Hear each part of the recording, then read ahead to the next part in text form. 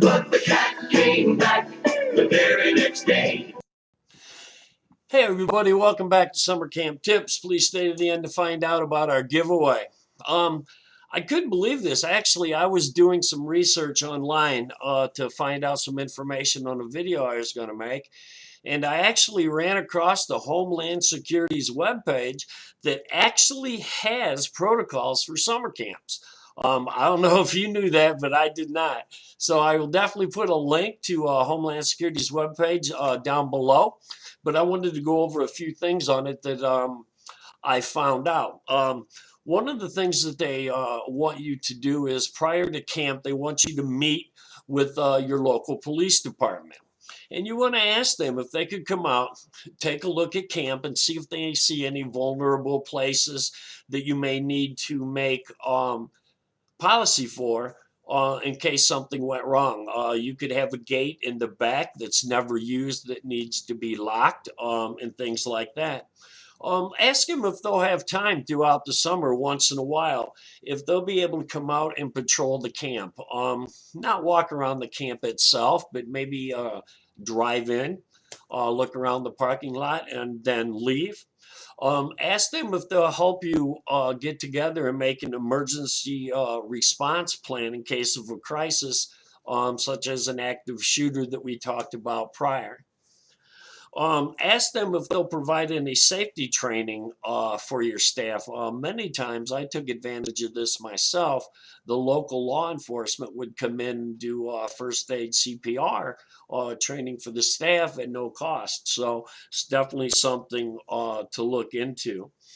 One of the other things that I used to do at camp that the staff really didn't like that much is once camp started, I collected all of the camp staff's car keys, put them in a lockbox. And the reason I did this is just in case there was a bad emergency one day. We knew that we had all the camp staff's car keys and we could transport the campers out of camp very fast. And then when the camp staff had their time off, they would just sign a log to get their keys, bring their keys back and log back in, and that way I could keep track of their time off. Give copies of the floor plans of all the buildings in camp to the police as well as your camp staff. Again, in case of an active shooter, they know where they can go and hide. Another thing, check with your local police department and you can ask them about background checks. I know some of you do them online, but sometimes the local police will do it for free or low cost.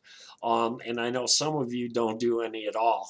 We talked about this in a previous video that many states do not have any regulations in place for camps. So some camps in those areas do not do any background checks at all. So that's definitely you want to do.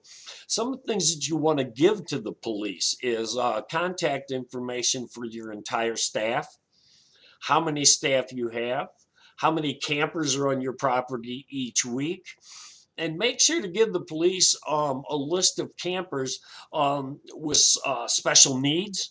Especially give them information. This happened to me at a camp I worked at one time. Give the police the names of any celebrity kids that you may have on camp that could be a target for kidnapping or something like that.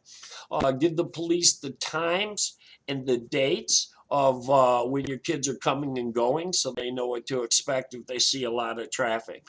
Okay, during your staff training, make sure to go over all the policies you have with your staff. Make sure that you have a safety plan for everything, from anything from bad weather to active shooter to electricity going out. Just about anything you can think of, make sure that you have a plan for that and make sure that it's written. Give the staff a map of the facility and the surrounding areas. Once again, they can walk that during their off time, and it'd be a good thing to have in case of an active shooter or something like that, so they know where they can go. Methods of communication, make sure that you have some kind of method of communication with your staff at all times if possible, such as a two-way radio. Give the police a list of your staff that have any kind of certifications, advanced first aid, CPR, which they should all have, wilderness first responder, a medic, or anything like that, just in case there's some sort of disaster and they need to pick out exactly who they need to help with that. Teach your staff what to do in case of a stranger danger on camp, and make sure that you have a written policy for that.